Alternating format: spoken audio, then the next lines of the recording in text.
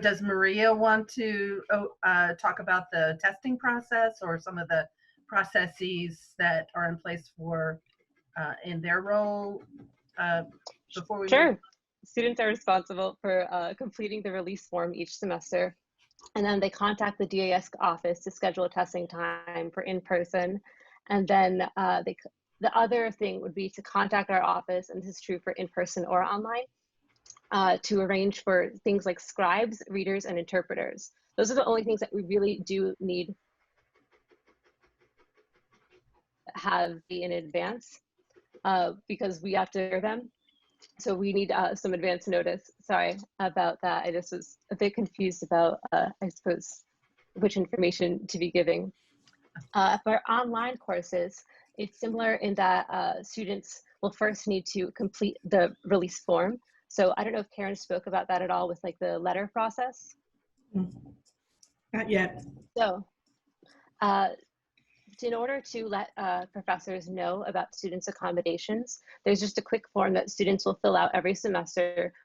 Well, they just affirm that, yes, we want our professors to have the list of accommodations. And like Karyn definitely did mention, the letter does not contain any diagnoses. There's no information about the student's disability. It's just a list of the relevant accommodations.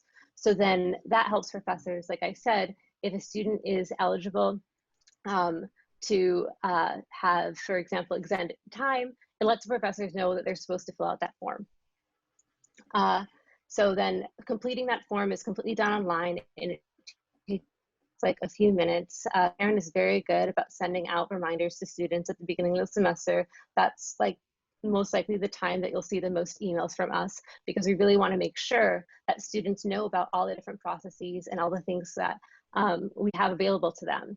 But another thing to note is that, let's say if you ever get an email from one of us and it is confusing, it is too long, you do not quite understand what's in it, you can always reach out to one of us and we can definitely work it through with you. I've gone through the process of, for example, filling out some of these forms with students, helping explain to them, okay, these are the steps to go through.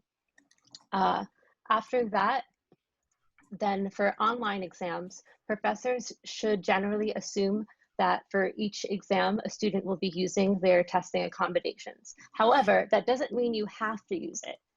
The purpose is so that you will always have the option to use your testing accommodations when relevant, when you want to have them available to you. So what that might mean is, let's say there's an online test and you have time and a half or double time, that we want to make sure that no matter what, that test isn't going to close out for you before your time, so that you will have the full length, your full accommodated time.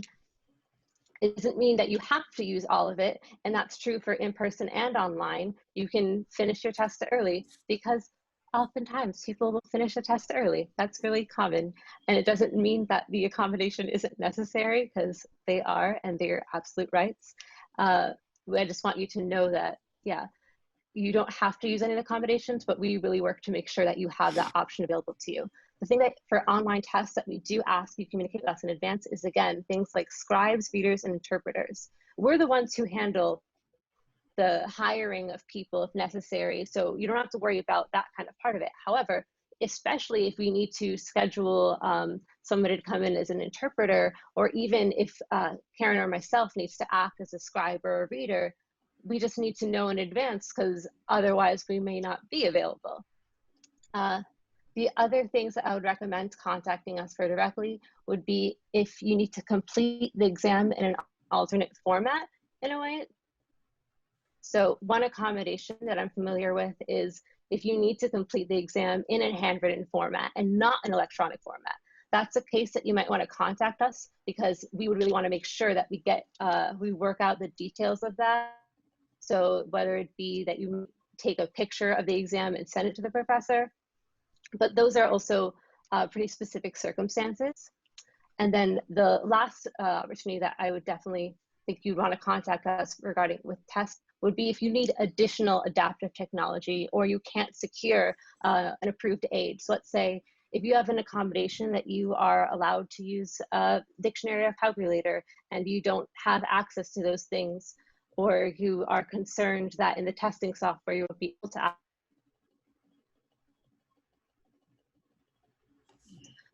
you normally use, for example, text to speech or speech, do that in our offices, then it says my internet connection's unstable, so I was waiting a second. Can you hear me and see me? Yes, you were chopping in and out for a few minutes there. Okay. Maybe if you Okay. Whenever I see the internet connection, I can turn off my videos. Yeah, that might help. Okay. So it would be if you use normally something in our office speech and you are online and you don't have access to that technology, you could contact us and I would work with you to try to help you get what you need to make sure that you can take your exams. As far as note-taking accommodations and alternative text request accommodations go, for those, there's also separate kind of form for each. So for alternative text accommodations, you just fill out and you just either, if it's a vague like textbook or a novel, something like that, you let me know, okay, this is what the novel's name is, this is the ISBN for it, and then here's a receipt of when I purchased it. So that can even just be like a screenshot from wherever you got it. And then I go to contact the publishers and I'll get you an accessible version of it. So an accessible version, that can sometimes mean different things for different people, but generally with those kinds of forms, you can put in the form what format you're looking for. Usually the default will be something that you could read with a text-to-speech program. So a readable PDF is honestly the most common, something that you can then have in an audio format. If it's something smaller, like let's say a professor in an online course, if they give you a PDF and it's not readable, like it's really fuzzy, the PDF, or it just is showing up as an image, so it's not working with whatever software you use to study, you can then upload it to that form. And then I try, usually within the same day, but I have written on there to give like 2 to 3 business days, just because there can be delays, especially in busier times of the semester, to get you a version of it that is readable. And that's something that I work really hard to make sure that as quickly as it's uploaded, that I get it back to you, because I know how important it is for students to have access to those readings. In certain cases, Karyn and I, we do try to work with the faculty to see if possible that if we can get those readings or whatever material in advance to make sure that you have access to it at the same time as your peers, because that is a big part of full accessibility, making sure that it's not just that the timing of it is important as well. For note-taking accommodations, we offer peer note-taking services, or you can make use of the different kinds of note-taking technology that we offer. I really enjoy a lot of the note-taking technology because it allows students to, it allows a lot more agency in your notes and strategies for how to take notes that actually can lead beyond your time at UB. For that, you will say each semester what classes that you're in, and that will automatically populate with whatever you're registered for. And then you just pick for each class, okay, do you want peer notes? If you want peer notes, are you able to read cursive or not? Do you want them to be typed or handwritten? So that kind of information to make sure those notes work for you.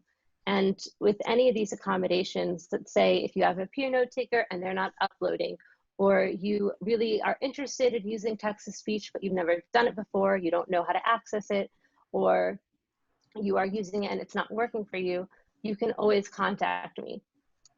I often work with students with technology concerns. I've worked with students about showing them different kinds of note-taking technologies. I really want to help you find a system and structure that works for you specifically. So that kind of individualized support is really crucial and an integral part of our the way our office functions.